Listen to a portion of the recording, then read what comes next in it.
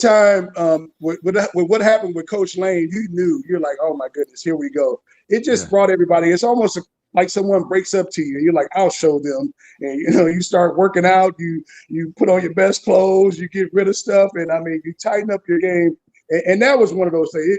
It basically, like you said, Big G, it circled the wagons. It's like, let's go, man. We'll show him. And a lot of people don't know. LSU is our rivalry, not Mississippi State, but it's LSU. LSU is our rivalry. So that's one of those things that it's a little people down there know, but that would be like they going to Michigan. You'd be like, are you kidding me? And so. But anyway, Coach Pete will do a great job. I think all the guys, and he is Mississippi, so he understands. And that's another thing. I think everybody peeped out what happened with Kelly. There's a whole underlying culture you have to be able to know that is unwritten, and you have to move in circles and everything else. Mm-hmm. Same thing in Ohio. There's an Ohio State culture. It's like, hey, man, you got to know what you're getting into, So I get it, man. Now, so let me ask you this. Being an Ole Miss alum, is it arrow up or arrow down for Ole Miss right now? Definitely up. Once again, Big G, if they had a saying literally years ago, if we can just get you on the yard. And of course, social media, I was looking through random things online. You look at top 15, top 10 facilities, top 10 places to eat, top 10 party school, all this stuff, it all lines up. You're like, what are they doing down there? And once again, it's just one of those things. You say Mississippi, and it's like, nah, it's kind of the new South. Your kids will go down, you'll have a good time, and you'll be blown away. But the whole thing is, I just got to get you there. Just behind the curtain, couple years ago, Caleb Williams, they had him at Ole Miss. He liked everything they were talking about. Of course, he went to USC, which no one's mad about that. But the thing was, he was impressed, but he's just like, you say Mississippi. And that's somebody's cup of tea. But to be honest, and we used to always joke, Big G or Sarah, would you let your kid play for Alabama? Yeah, hell yeah, I would.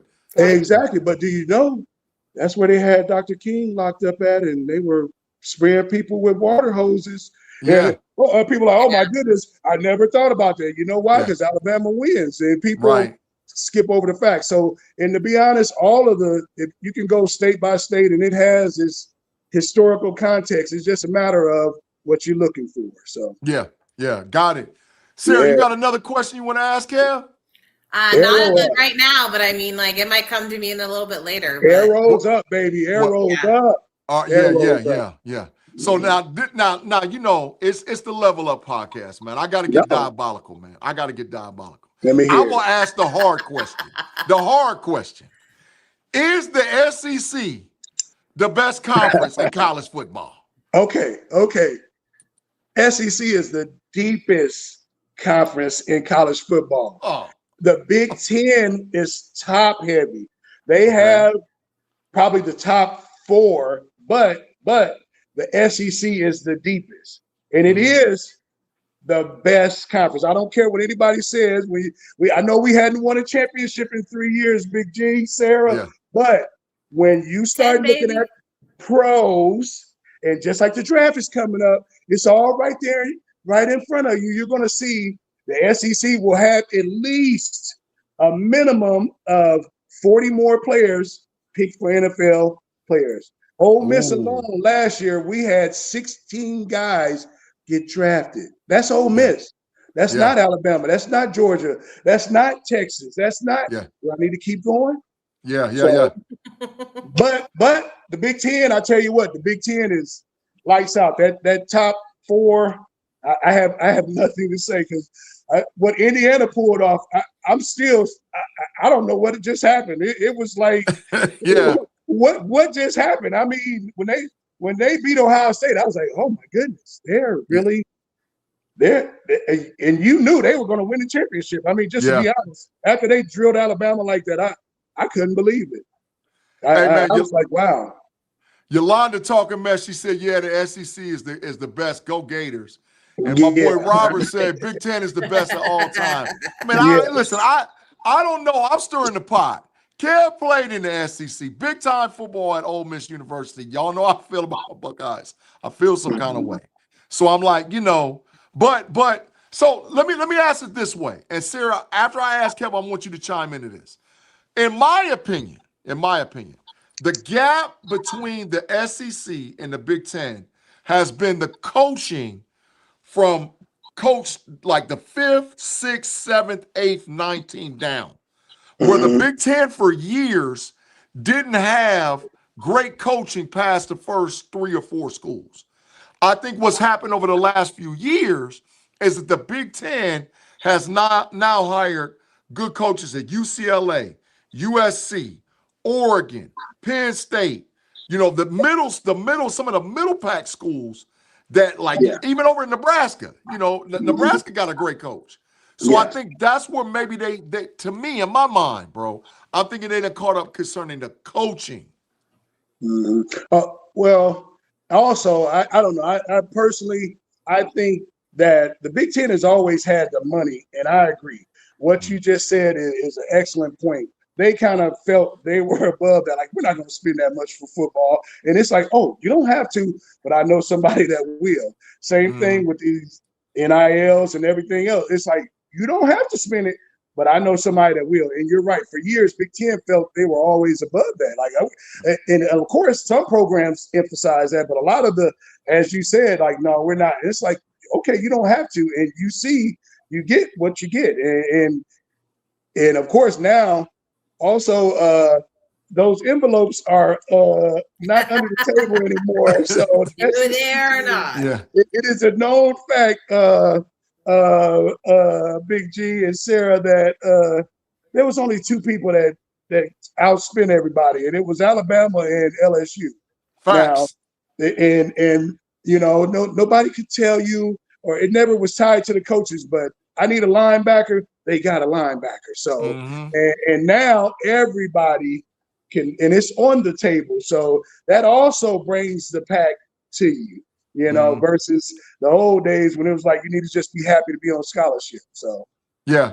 Well, you know what Ed Ogeron, the LSU coach, said? He said, back in the day, he's the one that's what taught, he pretty much admitted to it. Quote it, Sarah. Tell him what he said. He came through the back door with what? Paper bags? Yeah. Now they come through the front door with briefcases. It's like, now I can come in through the front door. Yeah. Well, all I have to say is I'm from Ohio, and so let me guess. I was just down in Mississippi, and just magically, like, I just fell in. It was some other things that you're going to be taken care of, as they like to say. So, and the thing is, Big G, everybody has a different deal. I can't worry about your deal, my deal, but everybody's taken care of. So yeah. So let me ask you this, man. I mean, because you have, so I'm gonna let you explain how your children are currently in collegiate rankings or headed to collegiate rankings, and explain what that is, for our listeners and our viewers. Okay, well, my daughter, actually, she graduated this past December. So everything, she is a Penn State graduate, but originally at the current time, we were living in Central PA. She went to a Catholic school in Camp Hill, Pennsylvania, which is basically 10 minutes from Harrisburg. We lived out that way, Harrisburg, Pennsylvania. And she was an all-state player. She attended Jacksonville University, but she was all-state. And what people don't understand is scholarships, high school, it's all on a just imaginary pie chart. When it comes down to it, AAU is basically 70% of it. And everything else, now you have to put your kid in position, different camps, different things and everything else. But she was an incredible player, and, well, she's not undersized, but she was like 5'9", 5'10", post/wing. And she ended up going to Jacksonville. Her thing was she got recruited by all these Northeastern schools on this region, but she wanted to go to school down south because, once again, she was born in Memphis and everything else. But long story short, she ended up getting a scholarship to Jacksonville University. And then she transferred to Arkansas Pine Bluff, and then she ended up wrapping up in one of the Penn State schools up here. So, and she ended up being academic All-American and everything else. So, but I tell everybody the biggest thing is it is a really grind. Basketball is one of the toughest sports ever, just simply because of the numbers. And then also you have to have the talent, and then it comes down to specs. You got to have the specs also, and then you have to position yourself. And a lot of times people there's a whole lower level where they're taking your money and everything, but no coaches are coming there, and it's really detailed. I would talk all day about that, but anyway, she did really well, but also, to be honest, you're going to have to spend money. And I told someone, me and my wife one day, we totaled it up, and easily could have been over 150 to 200,000 plus. That's a modest between the 8th grade to senior year. And I'm talking about we went everywhere, all over the country and everything else. To be honest, she went down to Ole Miss Elite Camp. You get invited. She played so well, they put her on their list. And Coach Yo, they're like, okay, what's your deal? How come you only have 3 scholarship offers? And she explained, I kind of want to go down south, And she hooked us up with Jacksonville. She went over there. She played for them. Boom, just like that. So and so now my son, totally different situation because everyone knows basketball with girls and the boys are entirely different. With girls, there's not quite the numbers, and then your talent. Boys, there's so many layers to it. But he's very talented, real raw. Of course, he's ideally a rush in. He's 6'4" with a 6'9" wingspan. And extremely, I'm like, he wants no parts of football. We actually played the little league and everything else in this little town of Carlisle. We won the Pee Wee football championships. I'm coaching the D line. I'm like, yeah, let's go. And he's incredible, but he wants no part of it. Which football is a very, very vicious game. I mean, and if you don't want to be out there, that's not the place to be. But he went to prep school. He played at the school called Abington, which they have a really good basketball culture. We're probably 10 minutes outside of Philly, but like the guy that led college basketball is their famous alumni. Is scoring 2 seasons ago at Villanova. He's their what's his name? Eric Dixon. But anyway, that's where he went to high school at, and he played pretty good. They got a new coach his senior year, so things didn't go quite the way we wanted to. But he went to a prep school. He tears his ACL about game 24. So so now he's currently going to Maricosta Community College out here in Oceanside, California. So he redshirted this year, that knee as well, and he is getting ready to do his thing now. And of course, he still has 5 years eligibility left. That's facts. Which is the most. It's mind-boggling. And he's 19, so he'll be one of these older guys you're talking about. And I model him after Greg Simpson's son. I don't know if you're familiar with him. And I told him Greg Simpson's son has the most incredible journey ever. And I explained to him, I was like, look what you can do. Or, it's just so many examples, all these guys from our hometown basketball-wise. So, I'm excited for him because he's still playing. And as you know, if you're playing on any level, Sarah, at this time, anytime you can keep playing is a great thing because only 6% of kids continue. Facts. So the more people can see you, the better off it is. Exactly. So absolutely. So Kev, I'm glad a couple of points you brought up. One thing, right? When we played, right, you went to JUCO, you lost 2 years. Yes. Okay. Which means that you only had really 2, possibly 3 at your next destination. D1, D1 AA, whatever it was, that your next destination, you had 2, possibly 3 years, right? And then on top of that, now not only can they do that, they can almost stash players at the lower level, right? Yes. And do you think that that is a major competitive advantage for young people now versus like how when we went to school and we gave them 2 years of eligibility? Oh, it is. Now it's good and bad because first of all, you have an opportunity. There's more opportunities. It's like, okay, you're not like literally, you have options. But on the other sense, it's saturated. There's so many guys out there. I know you probably talked about it on one of your shows about the number of people left in the transfer portal right now. Yes, and those are the things too, where like when you and I were in junior college, you knew I'm here, and no matter what, this has to work. This is it. This is it. And you don't, and that changes your whole focus and everything else.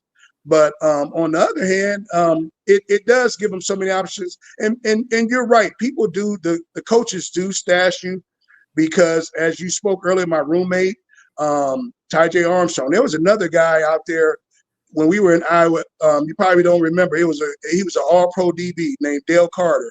Oh, I remember Dale. Went to Tennessee. Yeah.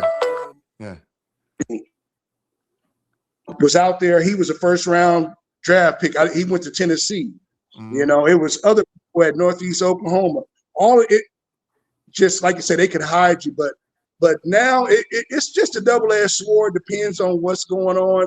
But the players do have leverage though, because if you're uncomfortable and you don't like it, you can leave, and that that changes everything. So yeah, absolutely.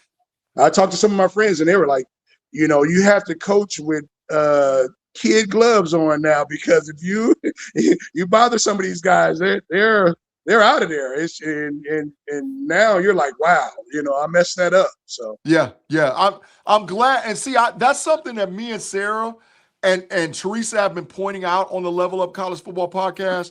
We pointed it out more and more and more that now the collegiate level is set up for young people to win, especially those young men and women that play college basketball and college football. There's not that huge pressure on you to have to like develop right away. Yeah. And so now there's a competitive advantage.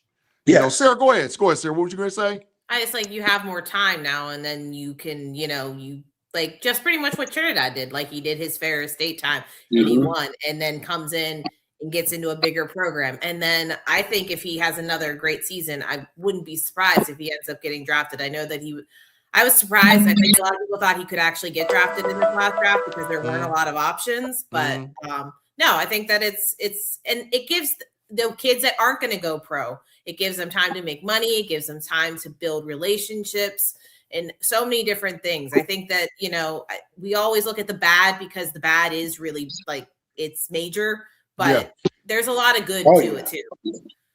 Yeah. And I go ahead, Kev, go ahead. Now the flip side of that though, which no one will tell you, is those scholarships are 1 year renewable. And correct. Now when you're D1, and like I said, I'm not sure exactly with the other levels, but you have your meeting and they'll talk to you. This is where we are. And of course, no one will ever tell you, coach and them advise me to transfer or get into the portal, because but now that is the negative part of it. But yeah, it is a great part because you can go, but I don't know. It's a double-edged sword. You got to find that sweet spot right in the middle, because if not, you go too far either way. It can be damaged. So absolutely. Austin Art, man, one of our followers. Thanks, Austin Art. He said, I kind of thought Chabliss would be going to the draft, but it's a pretty great that the NCAA will finally be letting him go for another year. They didn't do it. They didn't. Yeah, they was kicking and screaming, Austin Art. Yeah. Matter of fact, I got eyes on the spot. I heard that the lawyers for the NCAA walked out the courtroom. They was mad as hell. Yeah, well, it was a rigged deck. It was a rigged deck over there. They were only about 45 minutes from Ole Miss. So, the judge was an Ole Miss alum. So, I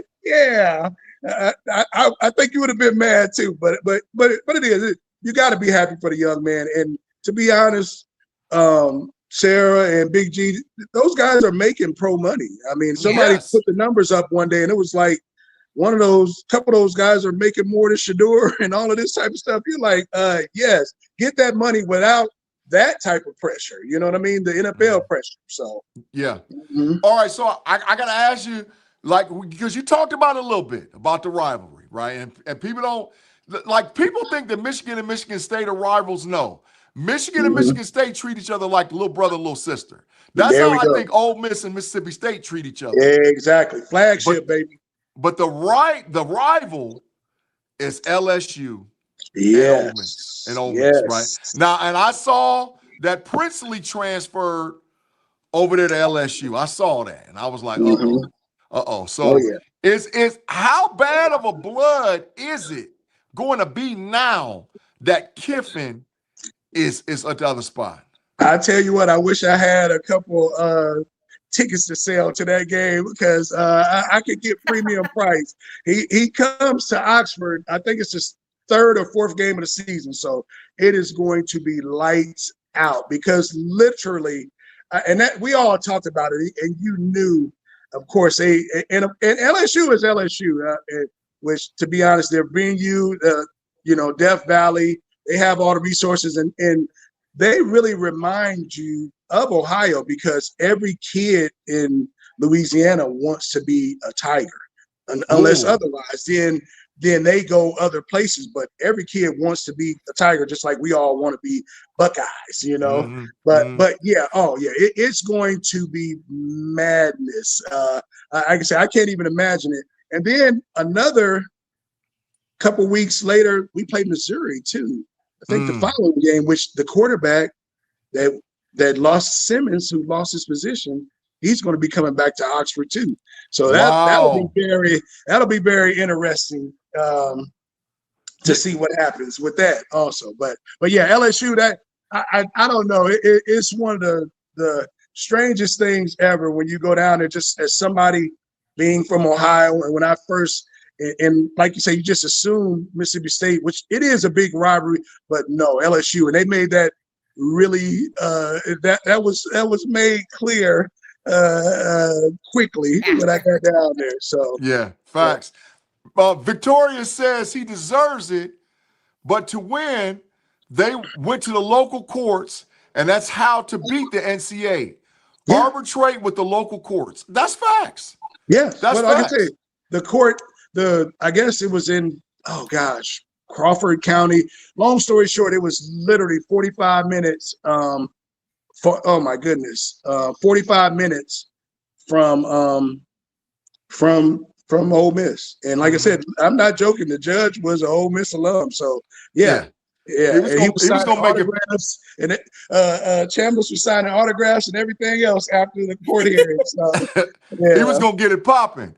Tim Ryan said he hoped that Lane Kiffin step on a Lego. I think a lot of us feel like that, Tim. Well, unfortunately, and I hate to say it, get ready.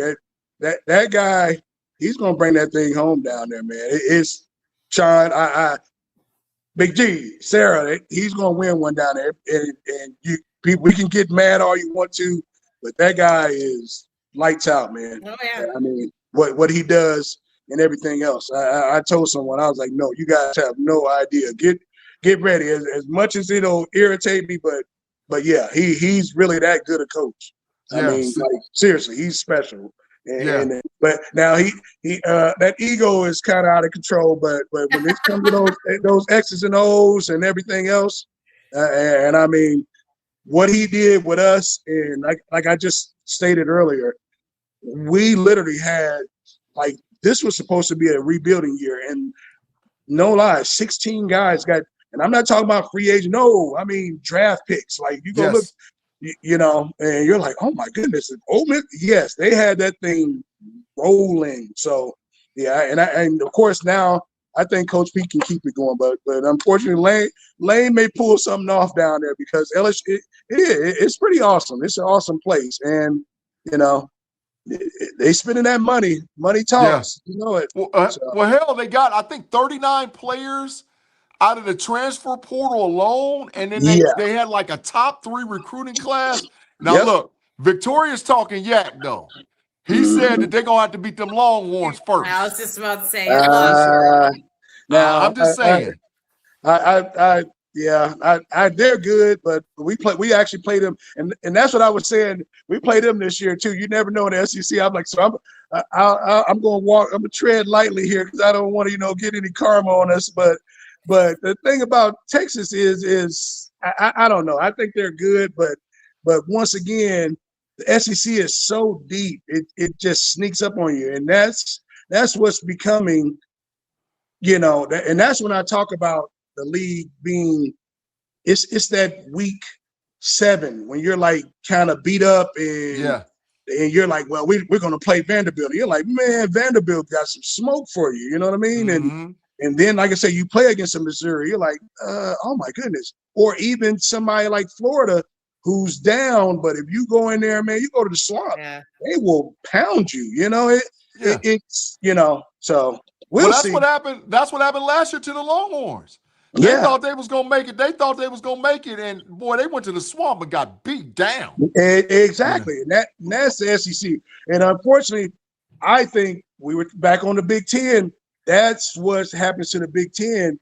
Ohio State, technically, it's only 2 or 3 teams that can physically line up and even get with them. So then, you know what I mean? By the time you're not really battle tested because you're just better than everybody. It's my opinion, Big G. Yeah, I ain't tripping. Yeah, it's just you're just better than everybody. And then finally, when the smoke comes, it's like which the year before they were able to regroup in the postseason and like, okay, all right, let's go. But my opinion is it's only like about 12 teams in the country that technically are like on that. They're just different, Yeah. And SEC probably got about 6 or 7 of them. Yes, and the Big Ten got about 4, and then, like I say, you can look like Miami. They're getting back to where they were, and then about 2 in the ACC. And then it might be this other team, Big 12. I'm like, So Notre Dame on the way too, for sure. Yeah, and Notre Dame too. To me, they're dangerous. But same thing with them. They just don't play anybody, and when they do get against somebody, it can go either way. They're just better than everybody they play. So Hey, Austin Art had a question for you. He said, "Do you think that Golden has what it takes as a coach to bring the team a championship next year?" I do, but it would definitely. He does. Well, he does, but it's going to take you're going to have to win it. Nobody's going to give it to you. If that makes any sense. Like I just told you, we played Georgia, we played Texas, we played Missouri. You're like, oh, Missouri. It's like, no, I don't know if you ever tune in, but watch one of those games. You're like, whoa, Missouri's kind of tough. And then, of course, Georgia or somebody will beat them. And then LSU, that game, that'll be significant. That's why it was so important we beat them early. And then you just get that momentum. And then you just never know. The SEC is so – we played Vanderbilt this year. You don't know what they're going to be like. That coach has something special going. He's a tremendous coach. So you just never know. But to answer the question, yes. But it's going to take a lot of things to go in favor, meaning other teams have to lose too, Yeah, facts. Sarah, you got a question for Kev? I'm like, wait, what? I'm on the spot. I'm gonna make sure. Now listen, you know how we do, and you know how to do it. You know what to say and how to ask. So do you got? If you don't, I get it. Oh, I was still on something else that I wanted to talk about. And please go. We'll bring it up. Go ahead. It was earlier when we were talking about with the NCAA and the courts and everything like that. And I just find it ironic and it's funny because all they keep saying is how they need, government to be involved and to fix them and to do all this different stuff. But it's only at a certain level. And then all of a sudden now they're realizing that they kind of putting their foot in their mouth because now you're allowing the legal system to run your association, which is why these kids are getting, I mean, come on, everyone knew that. I mean, I knew that if he was going to get to the Mississippi court, he was going to win. And I thought that was great because you know what? If you're going to give them the opportunity to go and do that, then go right ahead, because I just have so many different things about the NCAA that it's just. Well, that's a good question. What are your feelings about the NCAA? Well, it's just kind of hypocritical because, like you said, everybody else, all these other kids, and of course, it's just so much. It's so much. You kind of, I can't pinpoint exactly, but yeah, it's like, oh, so you don't want him to come back for a 6-year? Why is that? Or why that particular guy in particular? So it's like, stop it. It's so phony. But then I just saw something where. Kid that played at LSU, quarterback, he's looking for his 7th school in 7 years or so. It's something. You know who I'm talking about? He played at a school in Texas this past year. But yeah, he played at UTEP, University of Texas El Paso. I know you're talking about. Yeah, it's just so much. But truthfully, something is coming down the pipeline because it's just too much money being made, and it is. And they're making it up as they go. So. But then it's football is undefeated. It's just so much money, and the betting, the TV. It is just it's a runaway train that everybody just can't get enough of. And almost the NCAA is just kind of like you're outdated institution. It's almost like what are they there for even? Exactly. Hey, so I got one last question for you, man. One last question. Do you think that 12 teams is enough for the playoff? Do you think that they actually should move to 6? Because they changed the format. Right now, you're not going to get those Tulanes and those diabolicals in it, and there ain't going to be no more of them. It's going to be the real teams. So do you think that 12 is enough? Or do you really think, and do you think they should maybe expand to 16? And do you think that the first 2 rounds of the playoffs should be at home? I'm literally, I'm under the assumption of I think it needs to be 16. Totally, and they need to do the first 2 at home, or even some of these smaller bowl game sites. But I do like the idea of those games on campus. I would say 16, but I don't think someone needs to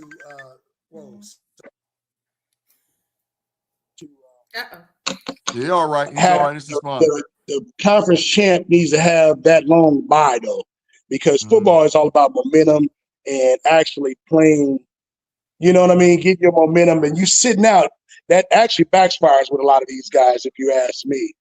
Yeah. But it needs to be 16 teams, and this is something that and you guys tell me if I'm nuts, but I think in the next 5 to 8 years, it's going to go to a power conference, football only.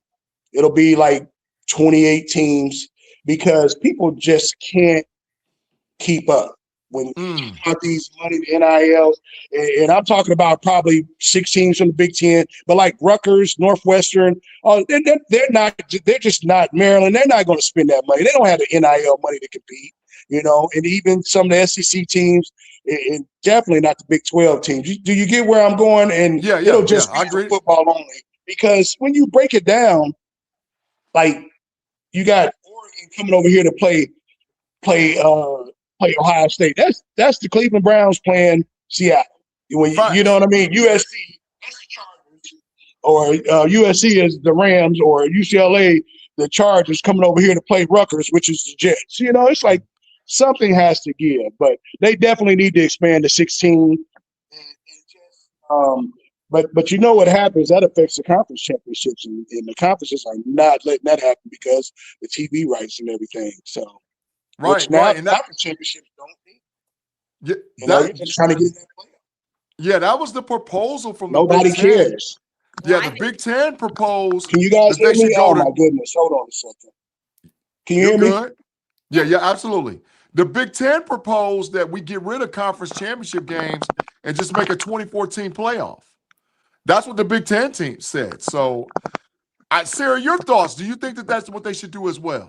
Well, I mean, I think yes and no, because I don't really agree with this whole if you're a conference champion in the Power Fours that you automatically, because Duke definitely did not deserve to be in those playoffs. Now, I'm not saying that Tulane and my God, why my brain is not working, but like I'm not saying that they also did, but like that's where like you're almost like, okay, well, this person's upset this year, so we have to make you feel happy this year. So we're going to just tweak it just enough to make it so that everyone gets along for one more year. And then something's going to happen that then's going to make everyone upset and everything like that. I kind of like the idea of a little bit bigger.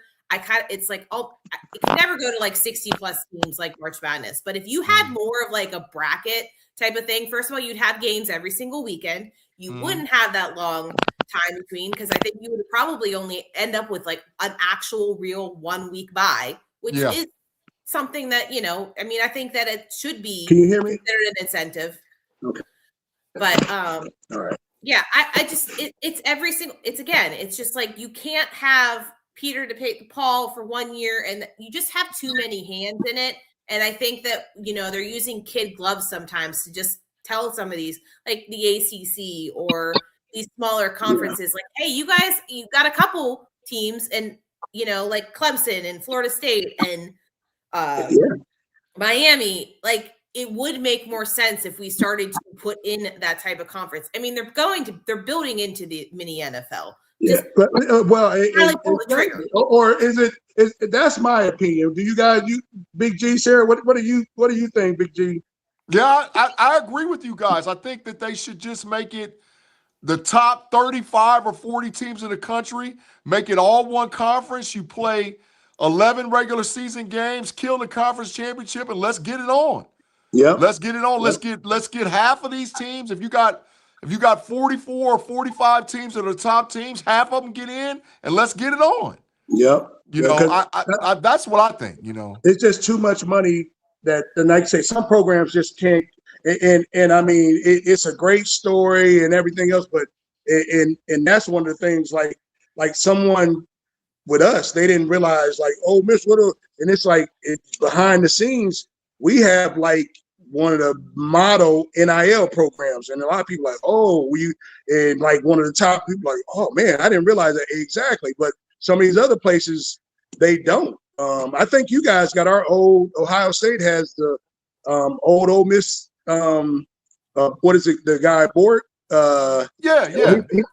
He used to be down at Ole Miss. But all of these type of things that behind the closed doors, but it's so much money, and some people just refuse to do it.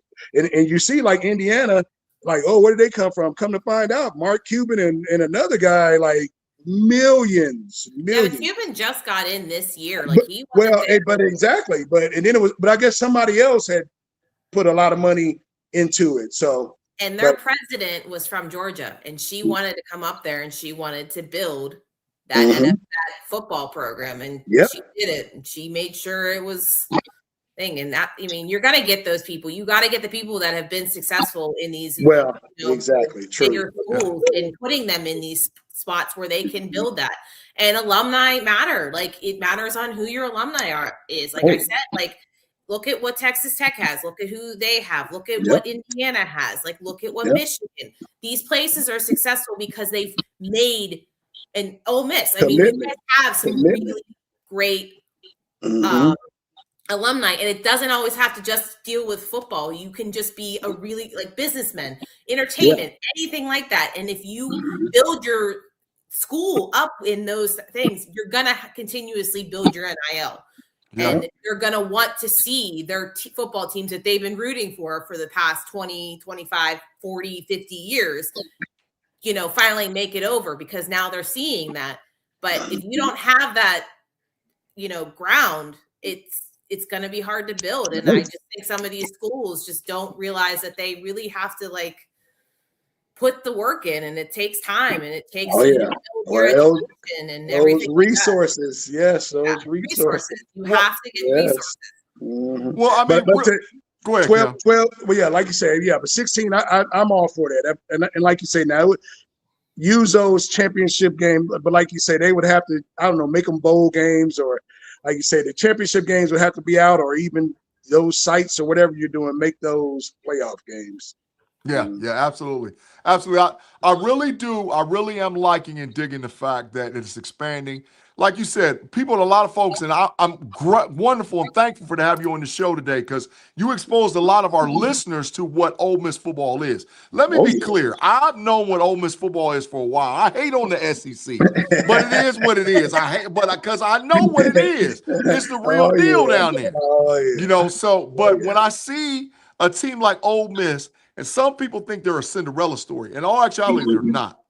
Ole Miss is a program that's on the verge of breaking through the glass ceiling of those top 15 programs, and they're there every year based on recruiting and everything else. So I'm glad that Kev joined us to give us a perspective about Trindad Chabliss and all the different things that's going on down there, right? So so we're going to close out the show. Kev, I just wanted to give you a shout out and thank you for showing up, man. Hey, no problem. I really enjoyed it. Thank you. Absolutely. You got anything you want anybody to know outside of just go Rebels? Oh, nothing, man. Hey, I don't know. Like I say, we love Lima, Ohio, man. I'm proud of you. Hey, keep this up. This is awesome, man. Like I say, I peek in occasionally, check out. I love it. I'm a big Browns fan. I see your Steelers stuff. That tickles me. Oh, you poor thing. and oh gosh. Oh yeah. Oh, one of these days. That's all I'm gonna say is one of these days. But not on my watch. Yeah. Oh yeah. Not on my watch. No. Not on my watch. It ain't happening. Like you say, it's incredible though, man. That, like you said, it's just something that we love. You played as a kid, junior high. You went to West, I went to South, and everything else. And just think, this game is giving back years from now. We can't get out there and do anything else, but now you get to talk about it and everything else. And it's just awesome, man. I share with my kids. I was like, you just never know where this will take you. Who you'll meet. People all over this country. And recently, one of my teammates from Waldorf, I was in Canada, in Montreal, and I saw him, and it's just like, wow, here I am in Montreal, meeting a game that I love, and everything else. So, hey, I appreciate you guys having me on. Nice meeting you, Sarah. Thanks, Big G. Thank you very much. Oh, absolutely. And Yolanda said the Browns got a good one in Todd Monken. Yeah. Oh yeah. Yeah, but they screwed it up with Jim Schwartz. So let's see how that goes. Yeah, I know. We got Myles Garrett though. Oh, he's a killer. He's a killer. Big dog. A lot of respect. I love him. All right, so Sarah, your final thoughts as we end up the podcast, the Level Up show this week. No, thank you so much, Kevin. It was really just interesting to talk to you. I really love hearing all that stuff. But I can't wait I'm really looking for the off season. Like, I'm excited about the draft. I mean, it's going to be in Pittsburgh, so that's where my brain is at. I was down in the city the other day, and I mean, it's going to be interesting, and it's going to be a lot of fun, and I can't wait to really dive deep into that and really see who's going to be there, who's going to be the show. And it's I love the NFL just as much as I love college, so I love the drama and the storylines and everything like that. So should the Steelers take the quarterback from Alabama? Absolutely not. I'm not feeling that. Wide receiver one. Wide receiver one. Hell no. Yes. Boy, you done made my temperature go up, man. That fast. I had to ask that one. No. Okay. No. But anyway, that's another show. So now listen. I thank all for you guys for rocking with us, man. Make sure, like we said, you like and subscribe, and share the podcast across all social media platforms: YouTube, Facebook, Twitter, Twitch. You can find us on all those channels. You can also find us on the audio side. So if you got Spotify, Google, Apple Podcasts, you can find the Level Up College Football Podcast on the KnoItallz channel all week. Now, got a special announcement for y'all. Because it's the off season, unless it's going to be a breaking news thing, The Level Up College Football Podcast is moving its time date because we got a new show, Steelers content, coming to you at 6 o'clock p.m. with your boy Big G, and I'm going to have guests like Kev and guests like Sarah on. It's called Menace to Yins. It will start next Monday, next Monday night at 6 o'clock p.m. Eastern Standard Time. So all y'all that rock with us for the Steelers content, make sure you come out next week for the inaugural Menace to Yins podcast show on this channel for the KnoItallz podcast. When I'm telling you it's going to be diabolical, and I'm just telling you, I got Steeler people across the board coming on the show with me. So you're going to see people from different channels, different perspectives that's going to talk football about the Steelers. And every now and then I'll get one of them diabolical Cleveland Brown guests or somebody like that to come on and talk crazy about what's going on with football. But the new show starting next week, 6 o'clock p.m. Eastern Standard Time. Menace to Yins, your boy Big G will host. And like I said, you'll see some of the same familiar people, but you're going to see people that you've never seen before on the KnoItallz Podcast Network.